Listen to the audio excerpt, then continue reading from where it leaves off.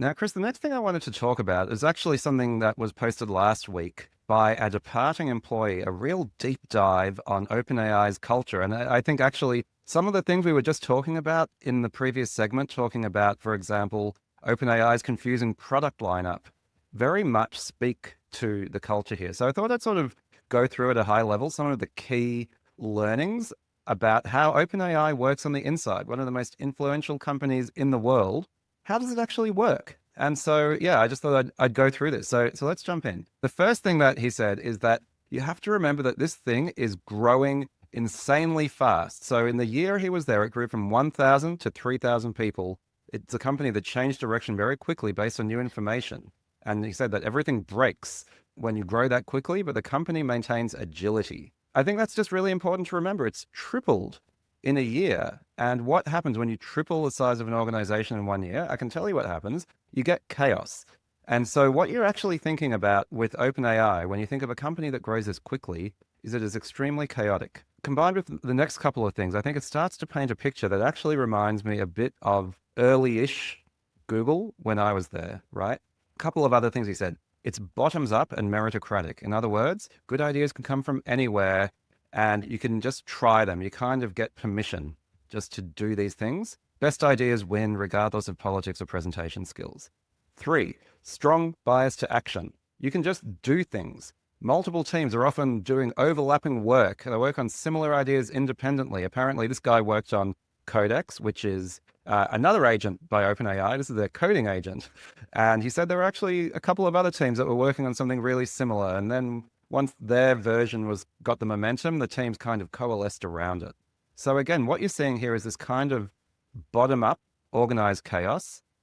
He mentioned that there was a very strong meta to OpenAI pipeline.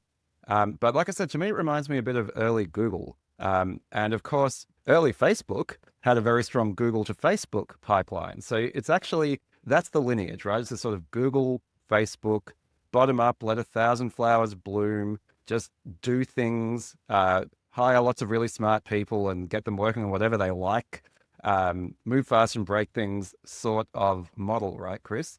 And that has a lot of upsides, right? This person, Calvin, is saying he's impressed at how quickly stuff gets done. But it also means you feel a lack of coordination in the product lineup. A lot of stuff gets built and shipped. It doesn't really fit together. Stuff maybe also gets abandoned from time to time because the team that built it just kind of loses interest or whatnot. And so that's what you're seeing. That's why we have like 4.0 and 0.1 and 0.3, 4.1 and all of these different things, and why we have ChatGPT agent and deep research and operator and codex and all of these other things, right, Chris? It's because what's actually happening on the inside culturally is we've got 3,000 people, 2,000 of whom have joined the company in the past 12 months, just working on whatever it is that they feel is a smart thing to work on. I mean, this also reminds me of Uber when I was there. It was a massive hyper growth. It grew from, I think, 3,000 to 25,000 while I was there. 50% of my job was interviewing and hiring people. It was absolute chaos and it was exhilarating. Yes, there were a lot of duplicative efforts, especially between the US and China. The China team was building a lot of China versions of everything.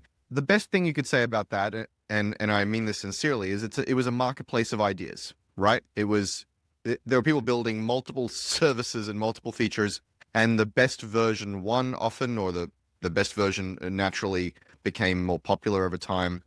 And that was pretty interesting. And it was one of the key cultural values was let builders build. It was get out of their way and let them build stuff.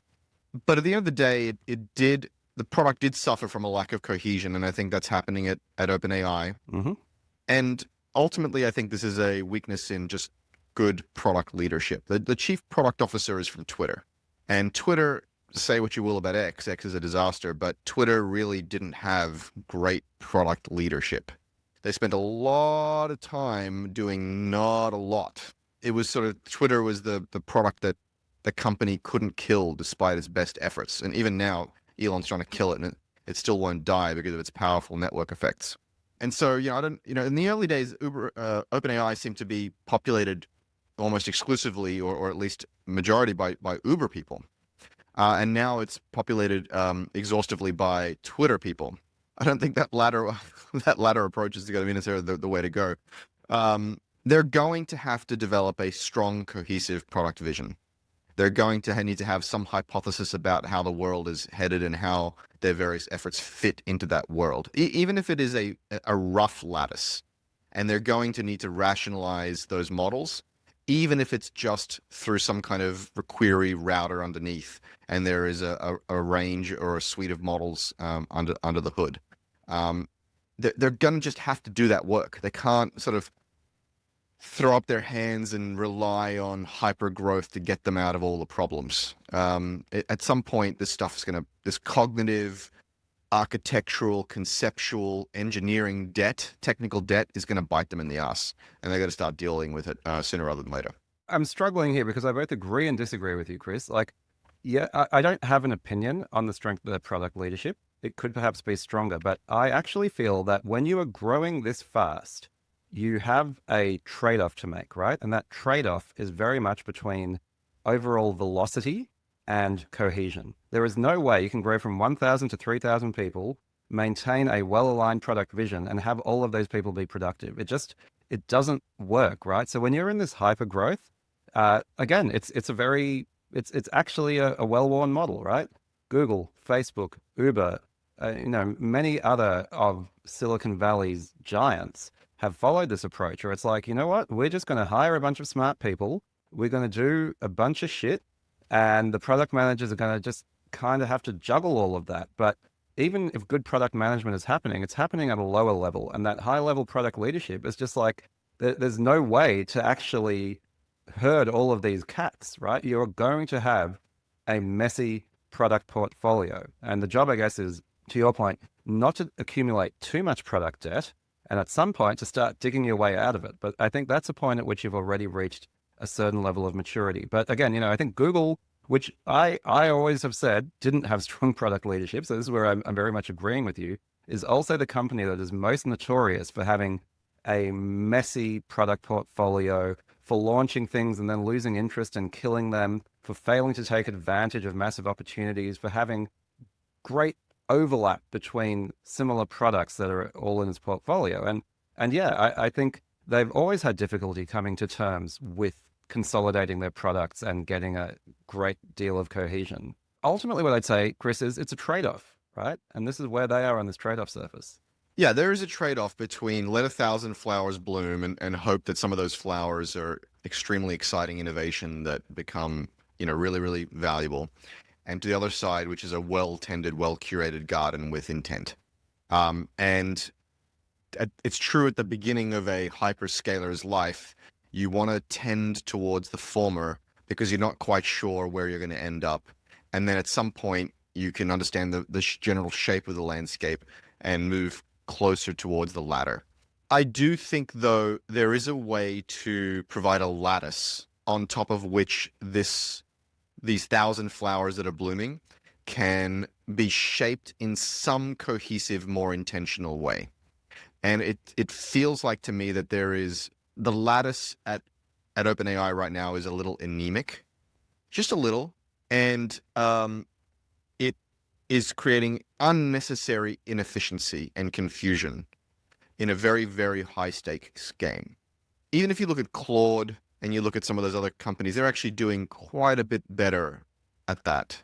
And they're not scaling as fast as OpenAI is, no doubt, but there is more that can be done from the very top to provide just a little bit more structure, which I think will have more efficiency and better outcomes. That's something that's missing. All right, so there are a couple of other cultural attributes here, Chris, that I think actually build on the reason for this product chaos, right? And they might not be obviously so. So the first is that they are, and to quote the article, frighteningly ambitious. This person said, OpenAI is perhaps the most frighteningly ambitious org I've ever seen. And they want to compete across multiple arenas simultaneously. They're not satisfied with just having a top consumer app. They want to own all sorts of stuff. And again, that reminds me of Google. One of the reasons, and maybe why the lattice is difficult to build, Chris, is when you're saying let 1,000 flowers bloom, and we want flowers everywhere, right? Like, we're not just saying we want to build in one area. Like, Google's mission was organize the world's information and make it universally accessible and useful. And internally, we took a fairly liberal interpretation of that, which means you basically get to build whatever the fuck you want. And that can be encouraged, right? Because it's bottom up. And I think similarly, OpenAI is taking a leaf out of that book. At least Facebook had some discipline around social networking. Uber had some discipline around transportation. But I don't think OpenAI actually has even that level of guardrails because their ambition is just like world moving. And if they pull it off, again, Google is bigger than Uber, right? But if they don't, then you end up with a lot of chaos. So that's one. And then another one, Chris, and then I'll get your response, which is interesting. And actually now it's quite different from your Googles and your Ubers internally.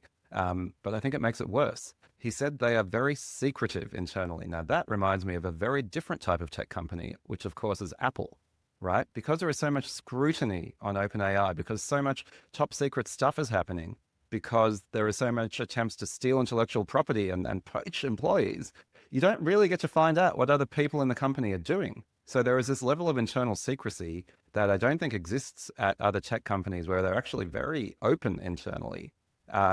And so combining secrecy with these other traits, I think is unusual, Chris, and in some ways a bit problematic. Yeah, the secrecy is part of this cultural malaise that I'm sort of sensing from the outside of like people are not coordinated, and part of the lack of coordination is lack of leadership, and part of the lack of coordination is this silos and secrecy and gatekeeping type stuff. You mentioned ambition, or the article mentions ambition. Yeah, again, it reminds me of Uber in the early days. Uber was aiming to be the first $1 trillion company. And there wasn't a deal or a vector that Travis didn't want to pursue.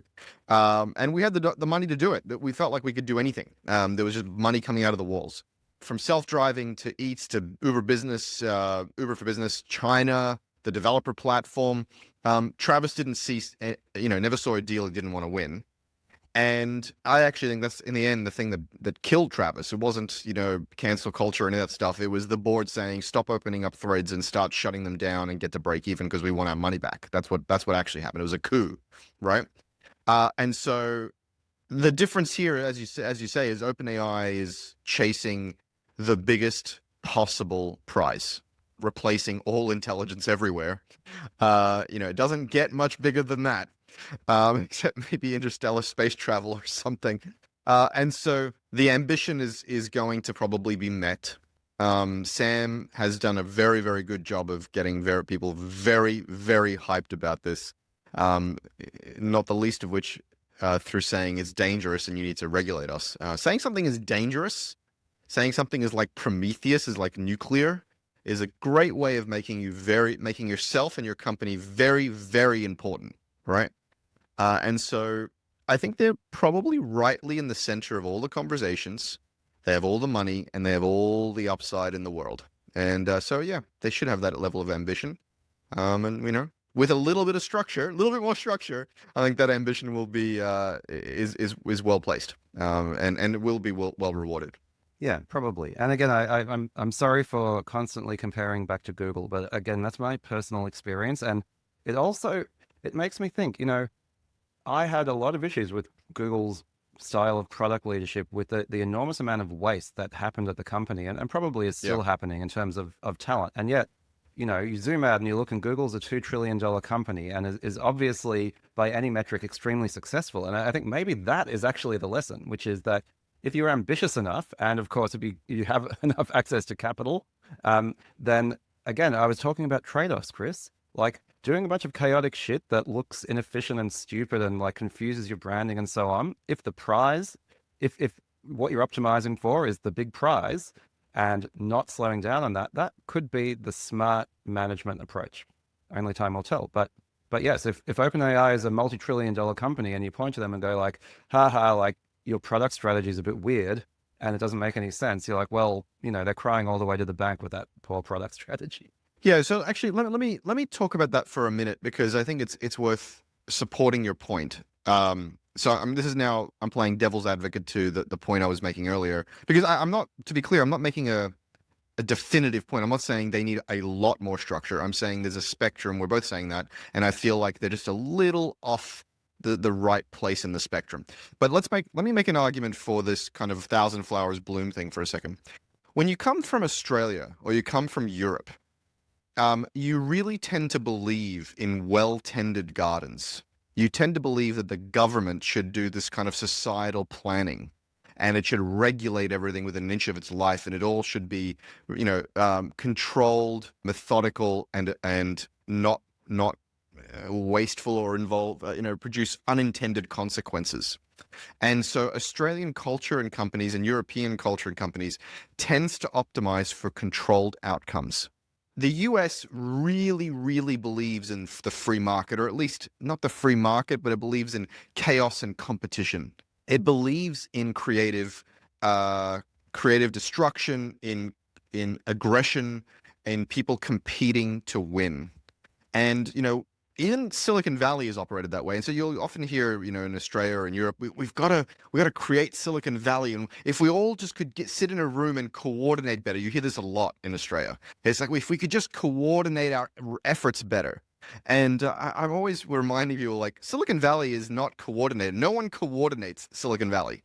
It is a giant, chaotic mess of aligned incentives and commercial interests. And so, just as an argument for this chaotic mess producing really great outcomes, both inside the companies and in the ecosystem of the Bay Area, I think most of the world needs to actually lean more into the competition of ideas and the chaos and the incentive based execution, than they currently do. I just wanted to return to the article one more time. There's a bunch of stuff in there that I'd say is fairly standard Silicon Valley hypergrowth stuff that I won't focus on, but there is one thing that really caught my eye, and that's this quote. Nearly everything is a rounding error compared to GPU cost. Wow. So we talked earlier on, Chris, about Uber being an asset-light business. OpenAI is anything but an asset-light business. And I think that also leads you to understand some of their thought processes and some of their decisions, right? And even like the discussions lately about engineers and researchers being paid tens of millions, maybe $100 million to work there. When you have this enormous capital expense, right? These GPUs, what you are spending billions and billions of dollars on, the amount of capital that OpenAI is burning, or at least putting into CapEx to fire off these GPUs to power all of the AI, that is actually, in a sense, the guiding principle behind a lot of the things that get done, right? Everything else is a small gnat on the back of this elephant, which is GPU cost. And so you can see that, oh, okay, like building a bunch of different products that involve a bunch of people and, might confuse the brand. It's like, well, that's nothing, because look how much we're spending on GPUs. Hiring these people and not putting them to good use. Well, that's nothing, because look how much GPUs cost. And so I just think that's really a fascinating thing where you sort of think about the theory of constraints. And if your constraint is GPU cost, that will drive a lot of your strategy in ways that are maybe not visible to the outside world. Yeah, I mean, the main constraints, Sam Altman's been saying this for a few years now. It's the main constraints are power, data, and compute. And they need to solve those three things. And it seems like the other constraint is high quality talent who knows what they're doing. And so, a good metaphor maybe is, imagine you're at a $1 billion refinement facility. You've spent billions and billions and billions building this refinement facility. And if you stick diamonds in one end, you get, very, very valuable, jewelry at the other end, and you can sell that for a lot of money. Or you can stick rocks in one end and you get garbage at the other end. Right? They need the diamonds. They need these incredibly valuable specialist experts to stick amazing algorithms and tasks and workloads into the beginning of this refinement engine, and use these GPUs on the best possible algorithms, on the best possible ideas, because that's what will produce the massive upside on the other end. This is a massive asset they've built with these GPUs. They need to put the most high quality algorithms, the most high quality inputs in to get the most valuable outputs. And so, yeah, they can. You go mine those diamonds. You go hire those rock stars, those diamonds that are in the rough, and you put them into your system at all costs, and it makes a whole bunch of sense. Again, if the prize is actual AGI versus diminishing returns of an LLM that doesn't know how to follow instructions, so we'll see. Absolutely.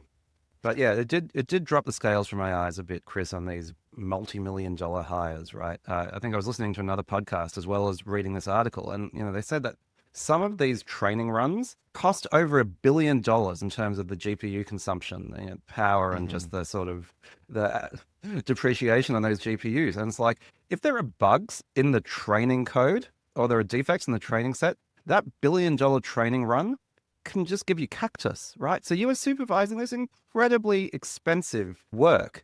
And the technicians who can make sure that the run goes correctly, there are only a few hundred of them in the whole world, right? Who can effectively be in charge of $1 billion training run. So, of course, it's worth paying a lot of money for those people who are so rare and so valuable. Because the cost, on the other hand, is not just an opportunity cost, it's a cost you can quantify with dollars. And so it makes those hires much easier to justify. Of course, we're talking about the hard costs, to say nothing of the opportunity cost Hmm. of winning the race, Exactly. right? The upside, as we've said multiple times on this episode, even the upside is infinite. It's infinite. If you can be the first to AGI. I mean, I don't know if everybody is truly grokking the upside. If the image that's always in my head very, very often is Rehoboam from Westworld. If you've ever seen Westworld, there is this giant spherical computer running the world. It runs everything. And the first to AGI, or the first to AGI scale, has access to this exponential outcome where the AGI can further refine itself, refine science and material science and medicine and innovation. You are a runaway freight train that is uncatchable, and you will be running the entire planet, the whole thing. That is an infinite upside, and that kind of opportunity has not existed in human history before. The closest we've come is maybe Google with information, and maybe oil with the oil companies, and those were very slow moving things that kind of only seeped into our economy very slowly.